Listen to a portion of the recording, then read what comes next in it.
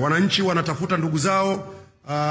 Katika hatua hii, kwanza mimi ningetoa wito, sehemu sahihi nadhani ni kwenda polisi, sababu polisi wao ndio wanaweza kufanya hizo jitihada za kutafuta walipo, na kama kutakuwa kuna maelekezo mengine huko polisi ndiko ambako wanaweza kujua. Kwa sasa hivi mimi siwezi kuwa na majibu, kwa sababu unajua haya ni matukio ambayo yalitokea wakati wa vurugu. Tume inaendelea kufanya uchunguzi. Tume itakapokamilisha, pengine itakuwa imepata taarifa nyingi zaidi ambazo pia Watanzania watajulishwa. Ila katika hatua hii ni vizuri tukaendelea kwenye utaratibu wetu wa kawaida. Pale unapokuta jamaa yako hapatikani, basi unakwenda polisi. Mambo mengine tutaambiwa tume itakapokuwa imekamilisha kazi yake.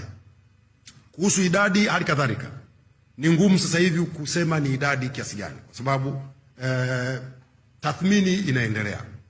Tume inaendelea na kazi yake, itakamilisha, tutapata hizo takwimu. Kwa sasa hivi mtu yeyote anayetoa takwimu ni uchochezi. Takwimu zinatakiwa zitoke kwenye vyanzo rasmi ambavyo vimezalisha takwimu hizo baada ya kufanya tathmini.